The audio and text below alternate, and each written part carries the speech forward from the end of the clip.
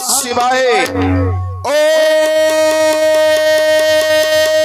नमः शिवाय।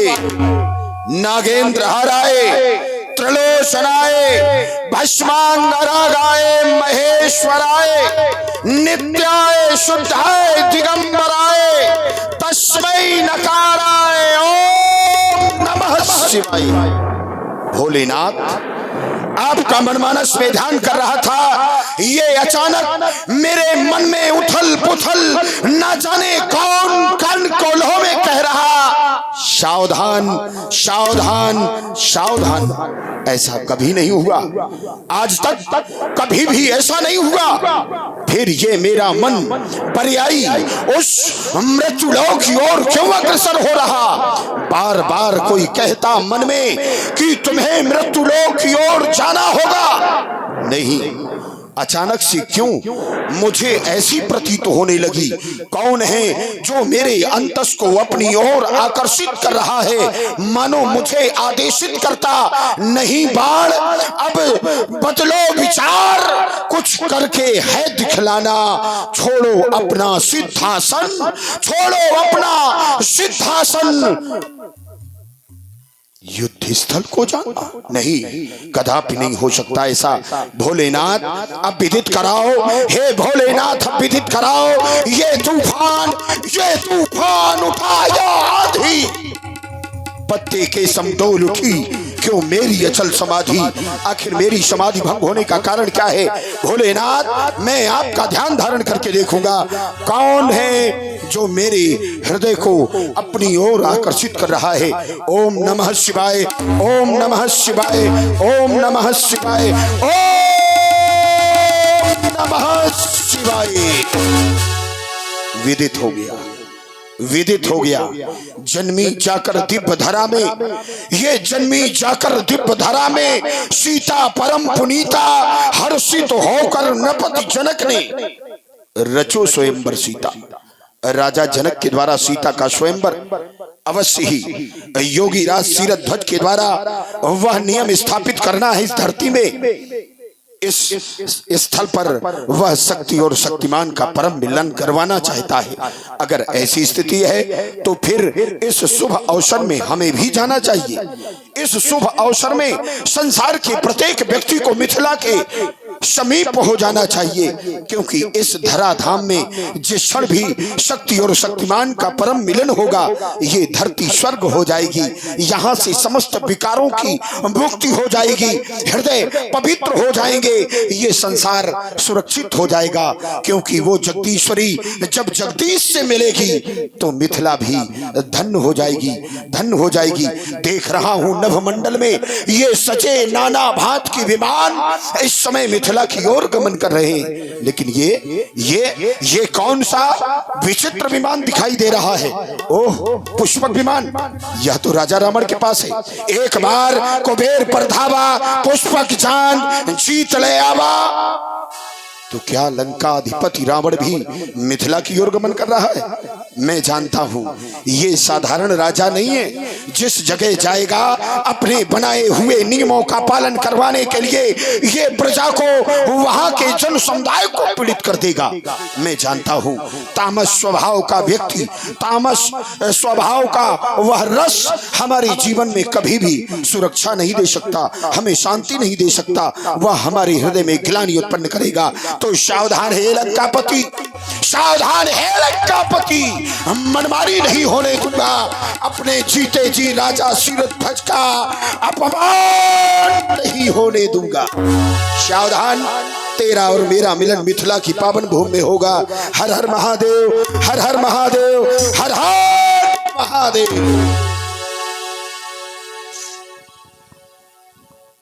भोलेनाथ के पावन पिनाक बलिपुत्र बाणासुर का प्रणाम स्वीकार करें। ओम नमः शिवाय।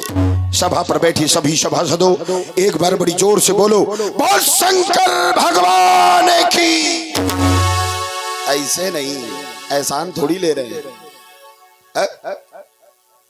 भगवान शंकर का नाम नहीं मुंह से निकल रहा है और सोच रहे हो कि हम बहुत कुछ कर लेंगे। जोरदार तालियां होनी चाहिए। जितने लोग बैठे हैं सुस्ती खत्म करो। ऐसे बैठे हैं जैसे मेला में दूर दूर पे दुकानें लगी हो।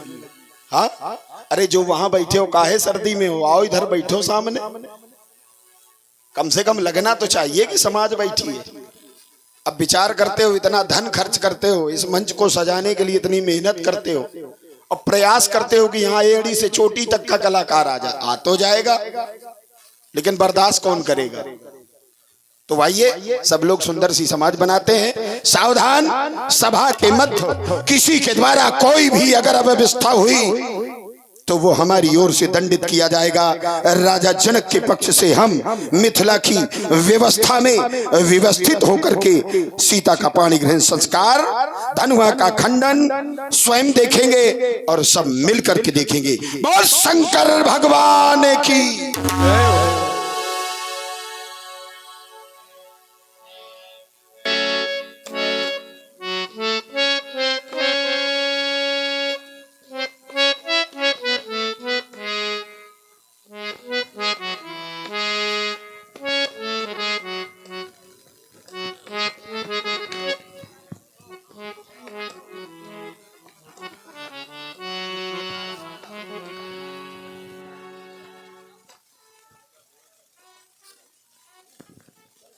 मैं मिथिला में आ गया। मिथिला आज बहुत सजी हुई है।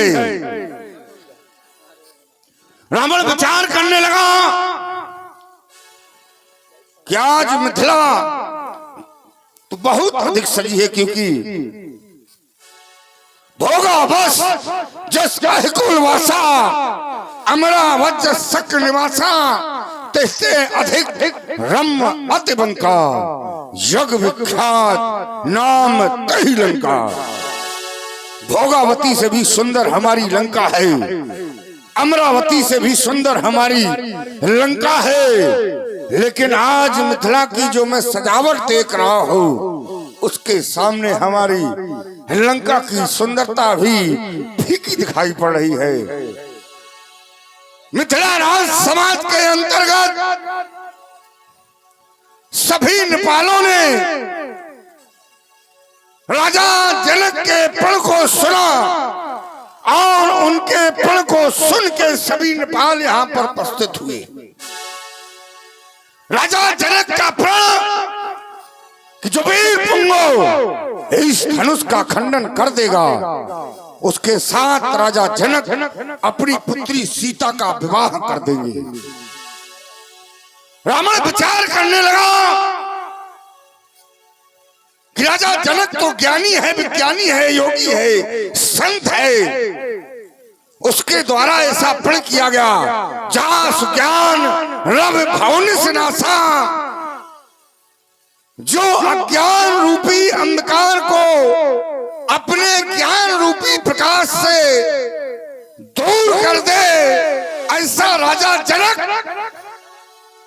ज्ञान से परिपूर्ण राजा जनक उसके द्वारा ऐसा प्रण किया गया कि जो वीर पुंगो इस धनुष का खंडन कर देगा, उसके साथ वो अपनी पुत्री सीता का विवाह कर देंगे। यहाँ पर सभी बैठे नेपाल भी जानते हैं, नप भुजबल विद से उधन राहु, करो कठोर विदित सब काहू।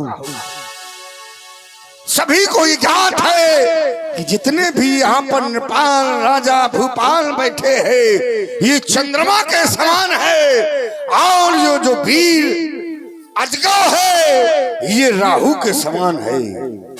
संसार के लोग सभी जानते हैं कि हमेशा राहु के द्वारा चंद्रमा का आकर्षण किया गया, और राजा जनक का प्रण ऐसा है जब राहु धनुष है, चंद्रमा राजा है, तो फिर राजा जनक का ये प्रण कैसे पूर्ण होगा। तो राजा जनक ने कार्य विचार के नहीं किया, क्योंकि जो भी कार्य जब विचार के किया जाता है उसमें पछताना नहीं होता है। सिद्धांत भी कहता है कि बिना विचारे जो करे सो पाछे पछताए। राजा जनक के द्वारा ये कार्य विचार के नहीं किया गया। तो हमारा कहना है क्यों कीजे ऐसा जतन जासे काज न होए, पर्वत पर खोदे कुआं कहविद निकरत होए। क्यों ऐसा कार्य करे? ये तो वो पर्वत पर कुआं खोदेगा तो उसमें क्या जल निकलेगा? राजा जनक के द्वारा बिल्कुल उसी तरीके से प्रण किया गया है। हमारे इस अनसुलझे हुए प्रश्न को मिथिला राज समाज के अंतर्गत जब तक कोई सुलझा नहीं देता है तब तक राजा जनक के प्रण का ही रावण विरोध करता है। बड़ी अच्छी चर्चाएं लगी और शायद सबको अच्छी लगी होंगी, क्योंकि इनकी बातें हर आदमी को अच्छी नहीं लगती। कुछ लोग हैं जिन्हें अच्छी लगती है। चलिए, इन्होंने कहा है कि राजा जनक ने ये काम विचार करके नहीं किया, लेकिन इनकी बात का उत्तर देने से पहले सन्मुख होना बहुत जरूरी है। कंचन नगरी सम्राट वेदाध्यायी कुलभूषण विश्वेश सर्वानंदन जय जय भोलेनाथ की। सोनत नगरी के राजकुमार बलपुत्र बाणासुर जय जय श्री शंकर भगवान की। जिस समय मैंने आपकी बात को सुना तो हृदय में बड़ी खुशी हुई कि जब किसी कार्य की पूर्ति या किसी कार्य की सफलता असफलता का विचार रावण जैसे ज्ञानी के द्वारा किया जाए, उस कार्य में तो बड़ी भलाई होनी चाहिए। उसके उपलक्ष्य में जो आपकी बात रही तो आपने कहा राजा जनक ने विचार करके प्रण नहीं किया है, और अगर विचार करके नहीं किया है तो बिना विचारे जो करे सो पाछे पछ, तब तक के लिए ये काम समाप्त कर दिया जाए, क्योंकि ये कार्य करने योग्य। अच्छी बात है, जब बिना विचारे किया गया है तो पछताना राजा जनक को पड़ेगा। इधर आप धनुष के खंडन को रोक करके भी वही कर रहे हो जो बाद में होना, तो फिर विरोध करने की आवश्यकता नहीं है। ये आप जैसे पंडित के द्वारा निश्चित कर दिया गया है कि राजा जनक ने धनुष का खंडन जो निश्चित किया है वो समय अनुसार नहीं है, विपरीत है। अगर ये आपने जान लिया है तो आपके विरोध करने का हेतु तो आप ही से जुड़ जाता है ना भाई। आप धनुष के खंडन में विरोध कर रहे हो तो आप करो ही नहीं, क्योंकि वो काम तो पहले हो रहा है, तो आपने देख लिया ना। और जिसे विचार करके राजा रावण जैसा ज्ञानी देख ले, नक्षत्र कुल घड़ी आदि इनका सबसे ज्यादा बोध तो तुम ही को है, और अगर रावण को है तो फिर विरोध करने की आवश्यकता नहीं है। जब व्यक्ति को हेतु मिल जाए, हेतु ज्ञान उपलब्धि कारण, जब व्यक्ति को हेतु मिल जाए तो वहां पर विरोध को समाप्त कर देना चाहिए। इसलिए राजन, आपने जो मन में सोचा है, अगर राजा का विचार अनिश्चित है या विचार अच्छा नहीं है या सोच करके ये कार्य निर्धारित नहीं किया, उसका पश्चाताप राजा को स्वयं भोगना पड़ेगा। ये बिटिया का विवाह है, इसमें आप बाधक बनकर के समाज में अपने लिए अपयश को प्राप्त न करें। तो हमारी तरफ से आपसे यही एक निवेदन रह सकता है। हमारे साथ हमेशा अपयश रहते हैं, जैसे हमें अपयश की आवश्यकता नहीं, हम तो अपयश हैं ही। लेकिन जहां हमने घोषणा की है, जहां हमने बिंदु रखा है, शायद है कि आपके द्वारा उसको छूने को तो दूर रहा, देखा तक नहीं। हमारी ये घोषणा थोड़ा है कि धनुष न टूटे, पुत्री का विवाह ना हो, ऐसा नहीं है। हमारे शब्दों को आप केवल सुनो और उस पर प्रकाश डालो। हमने सीधा सीधा ये कह दिया है कि राजा जब जनक ज्ञानी है, विज्ञानी है, योगी है, संत है, यदि रावण अत्याचार करे, पाप करे, अधर्म करे, तब तो चलो ठीक है। और जब ये विज्ञानियों और ज्ञानियों के द्वारा ऐसा कार्य किया जा रहा है, तब रावण विचार करने लगा कि एक तरफ तो माला फेर रहे, एक तरफ तो तिलक लगाए, लेकिन इनके कार्य बिल्कुल अनुचित है, क्योंकि सिद्धांत यही कहता है। क्या सिद्धांत हमने गलत पढ़ा कि कोई भी कार्य करने से पहले व्यक्ति को विचार कर लेना चाहिए कि मैं जो ये कार्य करने जा रहा हूँ, क्या इसमें हमको सफलता मिलेगी कि नहीं मिलेगी। यहाँ पर तो सीधे सीधे राज समाज में सभी लोग जानते हैं। हमने कहा था कि ये धनुष राहु है, राजा चंद्रमा है, तो क्या चंद्रमा के द्वारा राहु का ग्रसण किया जा सकता है? विचार करने वाली बात है। क्या चंद्रमा के द्वारा राहु का ग्रसण किया जा सकता है? और ये धनुष राहु है, फिर भी राजा जनक के द्वारा जान के भी ऐसा प्रण किया गया। तभी तो राजा जनक ने विचार नहीं किया, तभी तो हमने कहा चलिए हमने आपका बिंदु सुन लिया। क्यों कीजे ऐसा जतन, हाँ। जासे काज न होए और पर्वत पे खोदे कुआं के विद निकले। तो सही। पर्वत पे कुआं खोदोगे तो फिर जल कहाँ से निकलेगा? तो ये विज्ञानियों के लिए, ज्ञानियों के लिए नहीं। बड़ी अच्छी ये मिथिला के लोग यदि ये कह दें कि हम रावण के पाले के हैं, धनुष कल टूटता हो तो आज टूट जाए, हमें क्या लेना? बात पाले की नहीं है। देखिए महाराज, बिना सर पैर की बातें हमें तो अच्छी नहीं लगती हैं, बाकी दुनिया को लगती हो तो बात दूसरी है। हम तुमको आपने अपने बिंदु बोले, तुमने छुआ नहीं। मैंने आपसे पहले ही निश्चित कर दिया कि हेतु ज्ञान उपलब्धि कारणम। जब हेतु सामने दिखाई दे रहा है, आप समझिए, मैं आपको एक एक बिखेर करके दिखाई दे रहा हूं। अगर अधर्म हो रहा होगा तो क्या भगवान आएंगे? आपने कहा कि मैं तो चलता फिरता अपयसु। महाराज, हम भी बहुत खतरे के विचारों से आपको अब समझाने के तरीके ढूंढ लेंगे। क्या जैसे आपको समझ में आएगा हम वही प्रयास करेंगे कि आपको समझ में आ जाए। मैंने कहा था कि जब हेतु मिल जाए तो विरोध का कारण समाप्त हो जाना चाहिए। और हेतु क्या है? धनुष यज्ञ सुन। अगर राजा ने बिना विचारे किया होता तो क्या वो आते? जहां काम अधर्म का हो रहा हो, जहां काम अनुचित हो रहा हो, तो क्या ऐसे कार्यों में भगवान स्वयं आते हैं? क्या नहीं आते। लोग समझ गए होंगे, तुम तो नहीं समझोगे। दूसरी बात, राजा जनक ने बिना विचारे किया है तो पश्चाताप राजा जनक को होगा। तुम काहे मरे जा रहे हो? ये उत्तर नहीं है। आप रुक जाओ, पूरी बात सुन लो। इसका निष्कर्ष ऐसे नहीं। हम पूरी बात सुनिए, एकदम मजा आएगा। इसमें कई प्रश्न है ना। अभी तो आपका पहाड़ में कुआं खुदवा रहे हो, है ना, तो उत्तर आप अलग अलग प्रकार से देंगे। ऐसा थोड़ी कि जो आपने बना के रखा है कि यही होता है वही थोड़ी होता है। जब हेतु मिल जाए तो विरोध नहीं होता। मेरा बिंदु ये है कि जब हेतु मिल गया है तो विरोध नहीं होता। आपने कहा कि ये धनुष है राहु और राजा है चंद्रमा। कोई बड़ी बात नहीं व्यास जी। जब अंधेरा आएगा ही नहीं, जब अंधेरा आएगा ही नहीं तो ये राहु का कर लेगा चंद्रमा का, क्योंकि ग्रसहि राहु निस्संदेह। काम खत्म।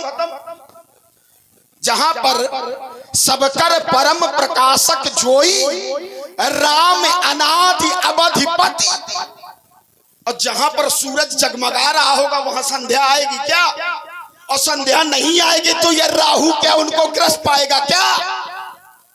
और नहीं ग्रस पाएगा तो होना ही होना है महाराज। बिना विचारे नहीं है, धनुष का खंडन तो होगा ही। देखिए, तुम्हारे द्वारा कहा गया जब अंधेरा आएगा ही नहीं, जहां तुम संकेत कर रहे हो वो भी चंद्रमा है। जैसे ऐसे थोड़ा की बात बना के निकल जाओ। सिद्धांत लो। राज समाज विराजत रूरे, उडगन गौ में जिम बहु पेरे, वो भी चंद्रमा है। और हमारा फिर वहीं पर पुनः है, जब राहु धनुष है तो फिर चंद्रमा रूपी राजा धनुष का खंडन कैसे कर देंगे? राजा जनक ने यही तो विचार नहीं किया। बोले अंधेरा आएगा नहीं, ऐसा कहीं हो सकता कि अंधेरा आवे ना? ये प्रकृति के नियम को भी तुम तोड़ दोगे। प्रकृति के नियमावली को भी क्या तोड़ दोगे? जहां तुम संकेत कर रहे हो धनुष यज्ञ सुन, अब आगे हम नहीं बोलेंगे। देखिए, भावनात्मक खेल में प्रकृति को शामिल करने की आवश्यकता नहीं है। आपने यहाँ पर भावनात्मक रूप से ही राहु को दिखाया है। धनुष देखिए, यहाँ पर प्रकृति की संध्या जो 24 घड़ियों का क्रम है वो प्रकृति का है।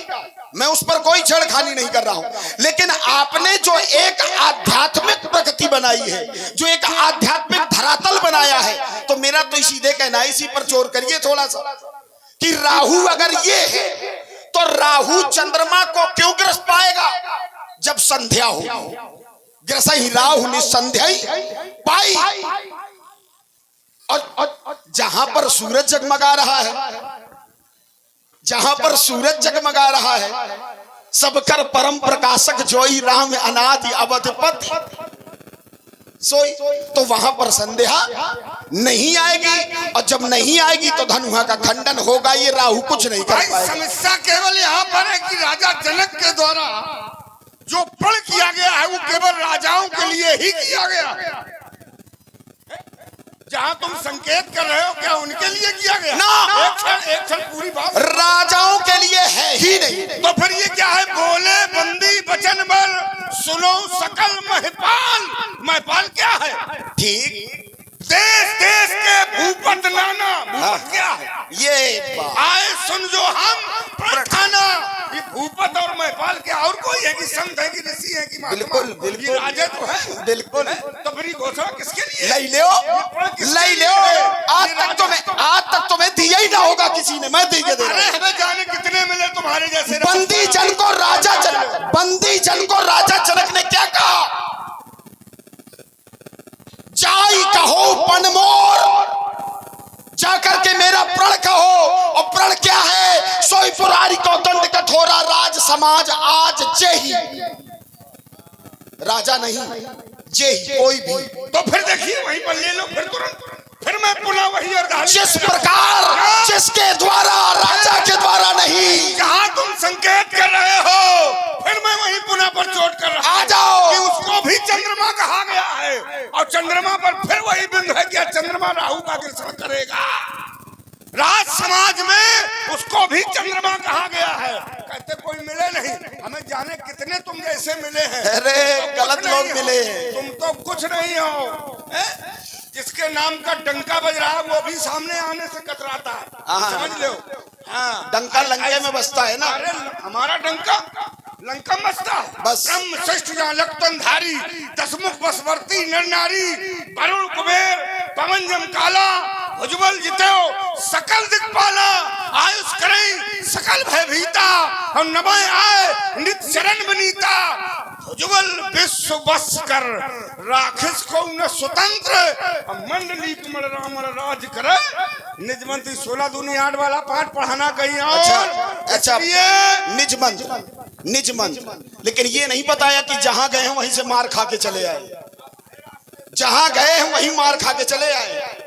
एक जगह गए तो कांख में दबा लिया गया, और दूसरी जगह गए तो घुड़सार में बांध दिए गए, और तीसरी गए तो पता नहीं क्या क्या हुआ। तो ये नहीं बताया जा रहा। राज करे निज मंत्र। आपकी बात यही समाप्त हो जाती है। निज मंत्र, अपने मन का राजा। तुम कहीं के राजा नहीं हो, तुम्हारे पिताजी कहीं के राजा नहीं थे, तुम जबरदस्ती के राजा बने हो, अपने मन का कर रहे हो। क्यों? क्योंकि जब ओले पड़ रहे होते हैं, जब ओले की वृष्टि होती है, ओलावृष्टि होती है, तो जो बुद्धिजीवी व्यक्ति होते हैं सर को बचा लेते हैं, और जो मूर्ख होते हैं वो सर फुड़वा लेते हैं। तो ओले की तरह हो, तुम्हारा कोई भरोसा नहीं है। हमारा तेज हवा चली तो घुल के पानी हो जाओगे। ऐसे सोचने से कोई बात थोड़ा हो जाती है। मन में विचार कर लो। निज मंत्र तुम तो पहले सोच बैठे हो। तेज हवा चल जाएगी और तुम गिर जाओगे। रावण कहते तुम राजा नहीं, हम तो राजा नहीं, हम राजाओं के राजा यानी महाराजा हैं। जबरदस्ती में, अब जबरदस्ती, ईमानदारी में नहीं, जबरदस्ती। कितनी अर्धालियां पर ढाली जाने कितने बस में है। बोले अब तुम हो नहीं कुछ, तो अब जब कुछ है ही नहीं तो फिर कान खोल के सुन लो। मैं शंकर का परम भक्त, हो सकता कभी हताश रही अवरोध पड़ा जो भी मेरा, इसका दूसरी सांस रही। ये किस मैया ने जन्मा नहर, मुझसे टकराने वाला मैं लाल सजनी का जाया, ये रुधिर पान करने वाला, ये गिरजा दे आशीष सिंह पर चढ़ी भवानी, और धन के सीत ने भी जांपचे भटमानी। ये रखा नहीं विश्व में मैंने आंख उठाने वाला, किस मैया ने जन्मा नहर, मुझसे टकराने वाला। बहुत बढ़िया। अच्छा ये बताइए, जो होता है वो इस तरह बताता है? जो होता है वो इस तरह बताता है जैसे ये बता रहे हैं, मैं ये कर दूंगा, मैं वो कर दूंगा, मैं ये कर, ऐसे बताता है। विश्व बस राखिस को न स्वतंत्र मंडली के मन राम राज करत निज मंत्र। तुम्हें दुनिया जानती है, लेकिन फिर भी तुम अपने बल का प्रदर्शन इस प्रांगण में करके इस कार्य में अवरोध पैदा करने का काम कर रहे हो। तो सावधान, ये करजू तो प्रलय का पयोगी भवक उठे, तरजू तो शत्रुओं के सीने फट जाएंगे, ये मारू तो फौकार, ये फड़ेसी फटने लगे, टक्कर के लगने से पहाड़ टकराएंगे, दृष्टि पड़ते रब्तिन में मलिन हो, पत्ते प्रहार धरा जीव अखलाएंगे, अरोप राम हो गया निशंक है मेरा मन, तो युद्ध स्थल में जाने के लाले पड़ जाएंगे। जाने कितने आए घोर घमंडी काले, अब बाल भी वाका मेरा कर न सके, जब पड़े हमारे पाले।